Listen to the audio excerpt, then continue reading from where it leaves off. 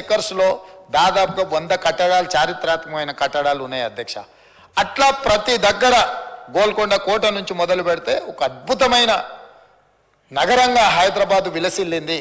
ఈ అద్భుతమైన నగరము, ఇక్కడున్న వాతావరణం, ఈ దక్కన్ ప్లాటోన్, ఇక్కడున్న కల్చర్, ఇక్కడున్న రాక్ కల్చర్, హెరిటేజ్ ప్రిసెంట్స్, వీటన్నిటి వల్ల హైదరాబాద్కు ఒక గొప్ప పేరు వచ్చింది. ఇలా నగరం విస్తరిస్తుంది, అవసరాలు మారిపోయినాయి, పరిస్థితులు మారినాయి, సాంకేతిక నైపుణ్యం పెరిగింది. కాబట్టి ఇప్పుడున్న అవసరాల ప్రాతిపదికన రాబోయే 100 సంవత్సరాలకి ఏం అవసరం ఉందో ప్రపంచంలో ఉన్న అన్ని గొప్ప విషయాలను నేర్చుకుని, అది న్యూయార్క్ నుంచి మొదలు పెడితే చాలా దేశాలు స్టడీ చేసి ఈరోజు హైడ్రాని ఏర్పాటు చేసినాం అధ్యక్ష.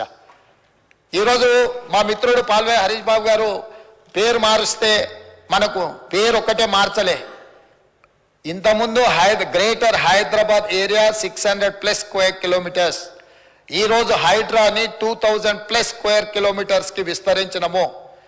Outer ring road inside Telangana core urban region, దీనికి ఒక ప్రణాళికబద్ధంగా ఎందుకు ఈరోజు మార్పులు తీసుకురావాల్సి వస్తుందంటే అధ్యక్ష, ఫర్ ఎగ్జాంపుల్ మేడ్చల్ శాసనసభ నియోజకవర్గం, నేను ఎక్కడైతే పార్లమెంట్కు ప్రాతినిధ్యం వహించిన మల్కాజ్గిరి పార్లమెంట్ ఉందో అందులో మేడ్చల్ అసెంబ్లీ. ఈ రింగ్ రోడ్ లోపల గ్రామ పంచాయతీలు ఉన్నాయి, మున్సిపాలిటీస్ ఉన్నాయి, మున్సిపల్ కార్పొరేషన్ ఉంది, జిహెచ్ఎంసీ ఉంది. 4 రకాల పరిపాలనలు లోకల్ అథారిటీస్ ఉండడంతో గ్రామ పంచాయతీలు వాడు 20 ఫీట్ల రోడ్ వేస్తున్నాడు, మున్సిపాలిటీలో ఇల్లీగల్ కన్స్ట్రక్షన్ మేనేజ్మెంట్ లేకపోవడం వల్ల వాళ్ళు ఒక రకమైన విధానం తీసుకొస్తున్నారు, మున్సిపల్ కార్పొరేషన్ బోడుప్పల్ లాంటి 3 ఒక్క మేడ్చల్ అసెంబ్లీలోనే 7 మున్సిపాలిటీస్లు ఉన్నాయి, 3 మున్సిపల్ కార్పొరేషన్స్ ఉన్నాయి అధ్యక్ష, ఓన్లీ 1 అసెంబ్లీ. సో ఇవన్నీ కూడా భిన్నమైన పరిపాలన విధాలు, నియమ నిబంధనలు ఉన్న గ్రామ పంచాయతీలు, మున్సిపాలిటీసు, మున్సిపల్ కార్పొరేషన్లు, జిహెచ్ఎంసీ ఉండడం వల్ల ఈ అధికారుల మధ్యలో ఒక సమన్వయం లేదు.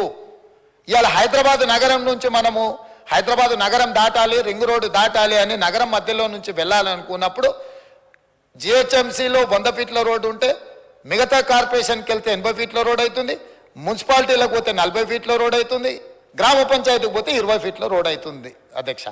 సో ఇక్కడ బయలుదేరిన ట్రాఫిక్ చివరికి బాటిల్ నెక్ లాగా అక్కడికి వెళ్ళిపోయి ఆ ట్రాఫిక్ జామ్లు ఇరుక్కుంటున్నాం అధ్యక్ష. నెంబర్ 1 నాలాలు, హైదరాబాద్ లేక్ సిటీ. మీరు ఎప్పుడైనా విమానంలో పైకి ఎగిరినప్పుడు ఒకసారి హైదరాబాద్ని కిందికి చూడండి, ఒక బ్యూటిఫుల్ సిటీగా, టెరైన్ అద్భుతంగా ఉండి ఒక ఊటీలాగా కనిపిస్తూ మంచి మంచి లేక్లు ఉన్నాయి అధ్యక్ష. ఇవాళ లేక్లన్నీ కూడా కబ్జాకు లోనైపోయి ఎక్కడ కనిపించడం అసలు కళ్ళు మూసి తెరిసే లోపల మాయమైపోతున్నాయి అధ్యక్ష. రీసెంట్గా హైకోర్టు చాలా సీరియస్గా కామెంట్ చేసింది. అసలు ప్రభుత్వం ఉన్నదా లేదా, ఏం చేస్తున్నారు, కళ్ళ ముందలనే చెరువులు మాయమైపోతుంటే, ప్రకృతిని విధ్వంసం చేస్తుంటే మీకు కనిపించడం లేదా, అధికారులను అందరిని కూడా కోర్టుకు పిలిపించి నించోబెడతామని చెప్పి ఈరోజు కామెంట్ చేసింది అధ్యక్ష. ఇవాళ హైదరాబాద్ నగరంలో ఎందుకు వరదలు వస్తున్నాయి అధ్యక్ష? నగరానికి నీళ్లు రాలే అధ్యక్ష, నీళ్లున్న దగ్గరికి నగరం పోయింది. ఎక్కడైతే నీళ్లు ప్రవహిస్తాయో ఆ నాలాలు మనం అపార్ట్మెంట్స్ కట్టుకున్నాం అధ్యక్ష, మనం గుడిసెలు వేసుకున్నాము, మనము వాటి స్థావరాలను ఆక్రమించుకున్నాం అధ్యక్ష. మన స్థావరాలకు నీళ్లు రావడం లేదు. నీళ్ళు ఎక్కడైతే ఉంటాయో, నీళ్లు ఉండే దగ్గర పోయి మనం ఆక్రమించుకున్నాము. మన ఇంట్లోకి పక్కింటోడు వచ్చినట్టు నీళ్లు ఉండాల్సిన చెరువులల్లా మనం ఆక్రమించుకొని ఇండ్లు కట్టుకున్నాం కాబట్టి ఆ నీళ్ళు ఎక్కడికి వెళ్ళాలి అధ్యక్ష? ఎక్కడికో ఒక దగ్గరికి రావాల్సిందే కదా. ఇవాళ నాలాలు కబ్జా పెట్టుకోవడం వల్ల వాటర్ ఫ్రీ ఫ్లో అనేది లేదు అధ్యక్ష.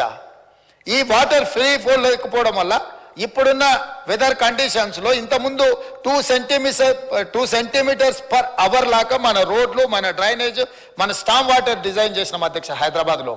ఇవాళ సడన్గా 1 అవర్లో 9 సెంటీమీటర్స్ వర్షం పడుతుంది అధ్యక్ష, కుంభవృష్టి లాగా.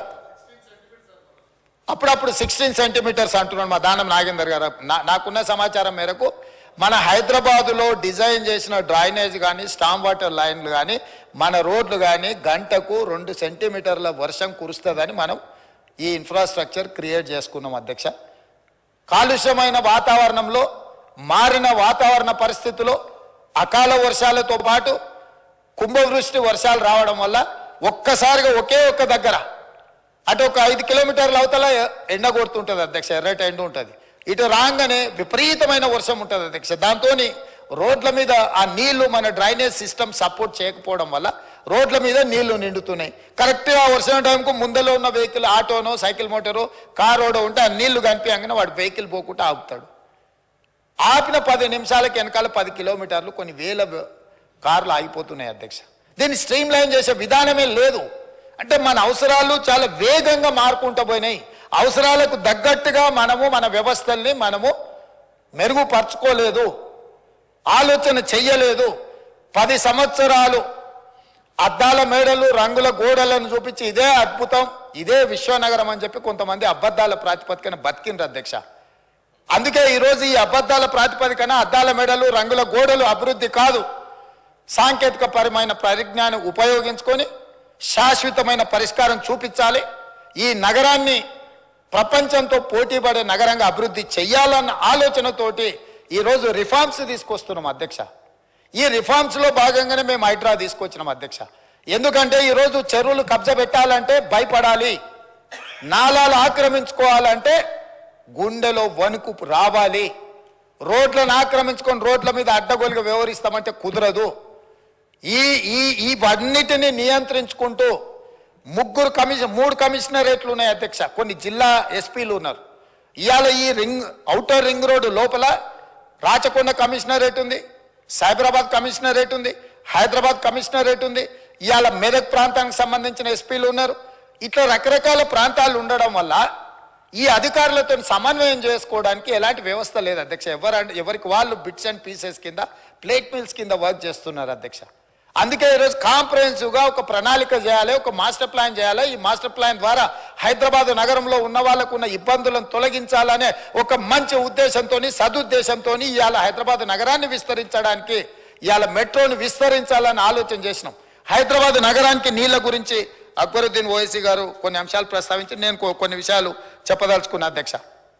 మొట్టమొదట గండిపేట, అదేవిధంగా హిమాయత్ సాగర్లో తాగునీట్లు 1908లో హైదరాబాద్ నగరానికి వరదలు వచ్చి వేలాది మంది చచ్చిపోయినప్పుడు ఆనాడు నిజాం నవాబు ప్రపంచ గ్లోబల్ బిడ్డింగ్ పిలిచి, టెండర్లు పిలిచి ఈ వరదలని నియంత్రించడానికి, నివారించడానికి తీసుకోవాల్సిన చర్యలు చేపట్టాలని పిలిచినప్పుడు మోక్షగుండం విశ్వేశ్వరయ్య 1908లో యాజ్ ఇంజనీర్ ఆర్కిటెక్ట్ అపాయింట్ అయ్యి ఆ రోజు వఖారాబాద్, మూసి, ఈసా నదుల నుంచి వచ్చే నీళ్లను నియంత్రించి హైదరాబాద్ మీద వరదలు వచ్చి హైదరాబాద్లో ప్రజలు బాగుండాలి అని చెయ్యడానికి ఆ ప్రాంతం నుంచి వచ్చే నీళ్లను మనకు హిమాయత్ సాగర్, ఉస్మాన్ సాగర్లు ప్రాజెక్టులు కట్టి ఆ ప్రాజెక్టులు ఉత్తర నీటి నిల్వ కోసం పెట్టలే అధ్యక్ష.